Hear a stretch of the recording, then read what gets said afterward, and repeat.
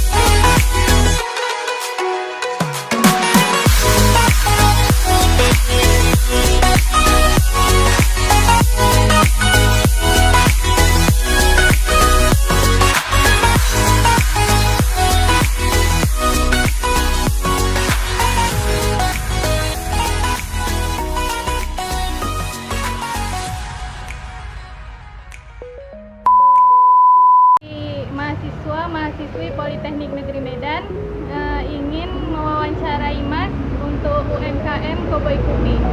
Boleh saya tahu nama Mas siapa? Nama saya Dimas Kuncoro, saya owner Cowboy Kupi.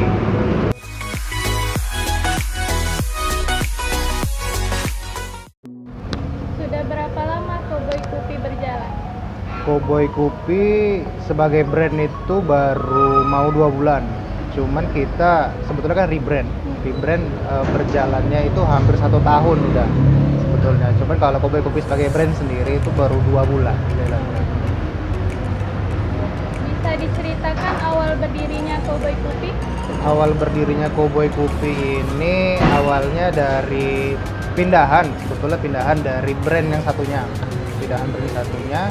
Lalu kita memutuskan untuk oke kita pindah aja ke sini, lalu kita rebrand, kita buka brand baru, kita buka nama baru, baru terbentuklah ini. Memang sebetulnya kita juga jadi saya di sini berdua kebetulan sama abang gitu ya. Kami itu memang penggiat kopi, jadi hal yang ingin kami produce itu industri dari kopi sendiri. Makanya di sini kita khas kita adalah kopi Aceh terutama. Brand sebelumnya apa? Sebelumnya kita Aceh Corner Premium. Kenapa Mas memilih nama Cowboy Kupi? Cowboy Kupi. Oke, Cowboy Kupi ini menarik. Sebetulnya Cowboy Kupi ini dari tempat lokasi. Kebetulan di sini itu lokasinya punya keluarga. Jadi keluarga itu dulu almarhum kakek itu dulu panggilannya kebetulan Wak Cowboy. Jadi kebetulan karena ada nama besar beliau ini almarhum, jadi ya udah kita pakai aja deh nama Cowboy gitu, kita jiplak aja sekalian, enak juga kan. Sistem apa yang telah diterapkan di Koboi Kopi? Misalnya online atau offline penjualan? Oke, sistem online belum mulai, kita belum mulai online, cuman akan mulai. Jadi masih offline. Masih offline sementara, masih offline. Apa menu spesial atau ciri khas dari Koboi Kopi? Ciri khas Koboi Kopi, kita memberikan, kalau ciri khas sebagai menu-menu makanan, saya rasa itu hampir sama sih sama kedai-kedai kopi yang lain gitu ya, sama kedai kopi yang lain. Jadi saya berani bilang bahwa apa yang kita berikan kepada pelanggan itu menu-menu terbaik, misal sangar dan lain-lain, cuman itu ibaratnya terlalu klise lah untuk dibilang. Cuman kalau kita sendiri lebih memberikan kepada kenyamanan, kita lebih pendekatan emosional sama pelanggan, yang mana pelanggan di sini bukan hanya untuk meminum kopi, makan mie Aceh, bukan hanya itu, tapi kita juga membangun komunitas di sini. Artinya ketika ada orang misalnya aku butuh project ini nih, butuh project pembangunan, kita ada teman di sini, kita ketemunya, nah gitu, kira-kira seperti itu yang kita tonjolkan gitu. Kalau boleh tahu, berapa omset bulanan Koboi Kopi?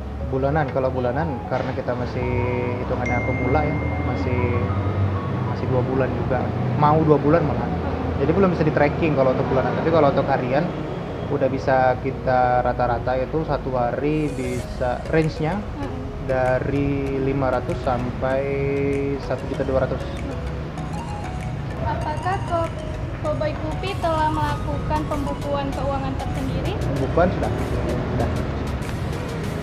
Apakah sudah menerapkan SAKMKM Yaitu standar akuntansi keuangan mikro, kecil, menengah? Standar akuntansi keuangan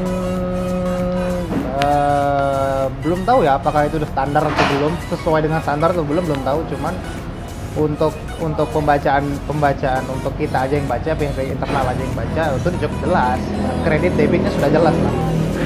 Jadi belum mengetahui lah ya. Belum standar mengetahui. Selama ini menyusun laporan keuangan dasarnya apa? Menyusun laporan keuangan dasarnya dari omset kotor, omset bersih, pengeluaran harian, pengeluaran bulanan, lalu potongan-potongan lainnya yang diperlukan untuk operasional lah intinya. Apakah pernah mendapatkan sosialisasi dari pihak pemerintah atau pihak swasta terkait dengan penggunaan SAKMKM? Belum Belum pernah. pernah. Apakah sudah pernah menggunakan aplikasi basis Android untuk penyusunan pengeluaran atau penerimaan terhadap Koboi Kopi? Ya, pakai. Apakah itu membantu dalam melakukan pembukuan? Membantu.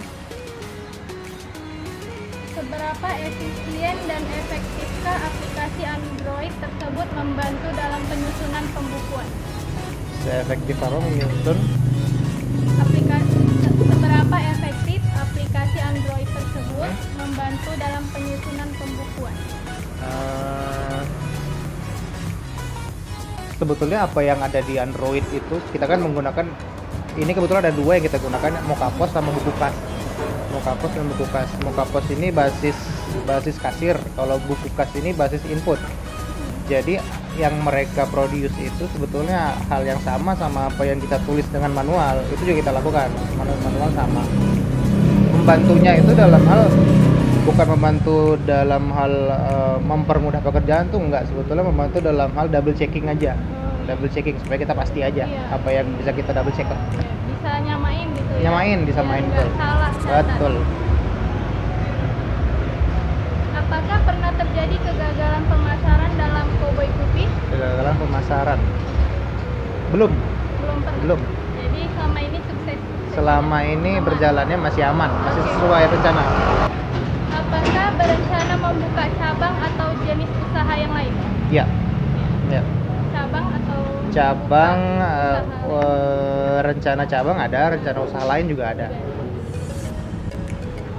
Apa tips dan motivasi untuk para pelaku usaha lain? Tips dan motivasi itu Kalau saya lihat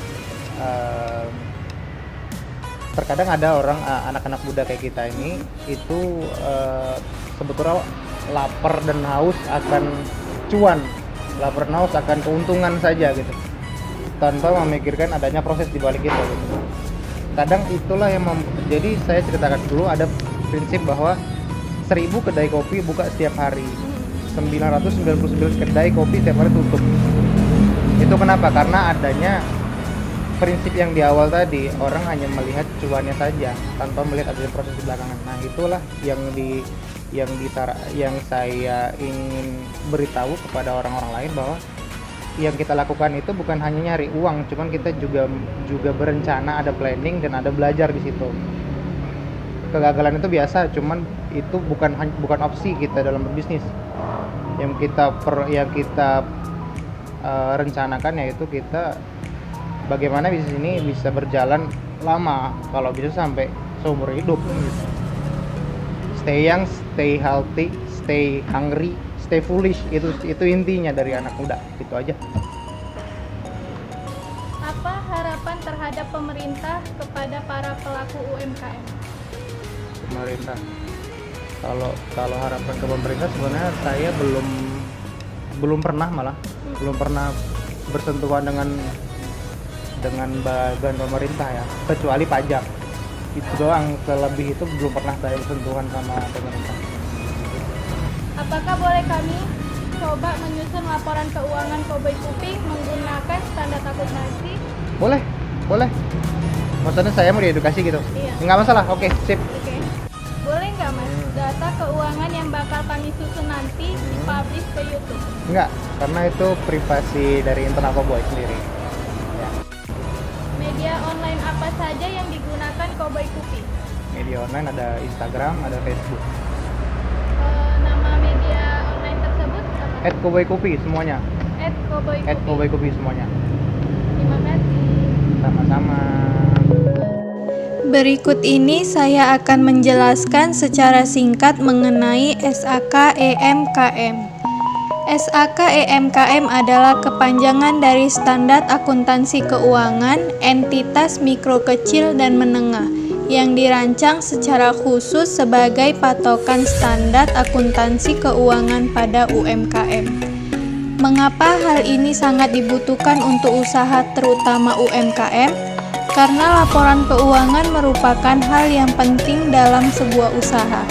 Pastinya setiap pengeluaran dan pemasukan harus jelas dan harus seimbang agar usaha bisa lebih maju lagi. Berikutnya, cara penyajian laporan keuangan EMKM telah disusun secara rinci pada ED SAK EMKM, yang dimana penyajiannya harus konsisten, informasi keuangan yang komparatif, serta lengkap. Minimal laporan keuangan tersebut terdiri dari: yang pertama, laporan posisi keuangan pada akhir periode; yang kedua, laporan laba rugi selama periode; yang ketiga, catatan atas laporan keuangan yang berisi tambahan dan rincian akun-akun tertentu yang relevan. Apa itu entitas mikro, kecil, dan menengah? Sesuai dengan definisi dari SAK EMKM, pengertian serta kriteria EMKM berdasarkan peraturan perundang-undangan yang berlaku di Indonesia setidak-tidaknya selama 2 tahun berturut-turut. Berikut definisi UMKM yang telah ditetapkan oleh Undang-Undang Nomor 20 Tahun 2008. Usaha mikro adalah usaha produktif milik orang perorangan atau badan usaha perorangan yang memiliki kekayaan bersih maksimal 50 juta rupiah dan hasil penjualan tahunan dengan maksimal 300 juta rupiah. Usaha kecil adalah usaha ekonomi produktif yang berdiri sendiri yang dilakukan oleh orang perorangan atau badan usaha yang bukan merupakan anak perusahaan atau bukan cabang perusahaan yang dimiliki, dikuasai, atau menjadi bagian baik langsung maupun tidak langsung dari usaha menengah atau usaha besar yang memiliki kekayaan bersih maksimal 50 juta rupiah dan hasil penjualan tahunan dengan maksimal 500 juta rupiah. Usaha menengah adalah usaha ekonomi produktif yang berdiri sendiri, yang dilakukan oleh orang perorangan atau badan usaha yang bukan merupakan anak perusahaan atau cabang perusahaan yang dimiliki, dikuasai, atau menjadi bagian baik langsung maupun tidak langsung dengan usaha kecil atau usaha besar, dengan jumlah kekayaan bersih maksimal 300 juta rupiah dan hasil penjualan tahunan dengan maksimal 2 miliar rupiah. Informasi posisi keuangan yang ditunjukkan untuk laporan keuangan telah disusun dalam ED SAK EMKM. Informasi ini terdiri dari informasi mengenai aset, liabilitas, dan ekuitas entitas pada tanggal tertentu yang disajikan dalam laporan ini. Berikut penjelasan unsur-unsur laporan posisi keuangan dalam ED SAK EMKM. Yang pertama, aset. Aset merupakan sumber daya yang dikuasai oleh entitas sebagai akibat dari peristiwa masa lalu, dan yang dari mana manfaat ekonomi di masa depan diharapkan akan diperoleh oleh entitas.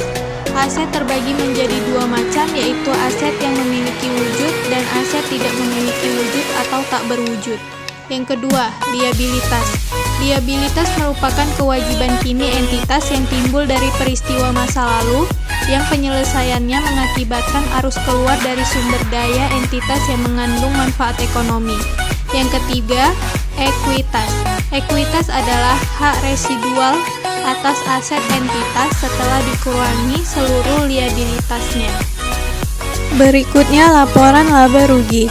Laporan laba rugi sebuah EMKM mencakup informasi tentang pendapatan, beban keuangan, serta beban pajak pada suatu entitas.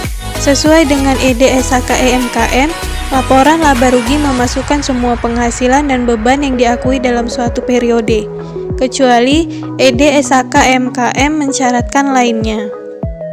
Yang terakhir, catatan atas laporan keuangan. Catatan atas laporan keuangan yang disusun dalam ED SAK EMKM harus memuat tentang sebuah pernyataan bahwa laporan keuangan telah disusun sesuai dengan ED SAK EMKM. Berikutnya, ikhtisar kebijakan akuntansi dan informasi tambahan dan rincian akun tertentu yang menjelaskan transaksi penting dan material sehingga bermanfaat bagi pengguna untuk memahami laporan keuangan. Sekian penjelasan dan video wawancara dari kami, kelompok 8 AK5H. Apabila terdapat kesalahan dan kekurangan, kami mohon maaf. See you!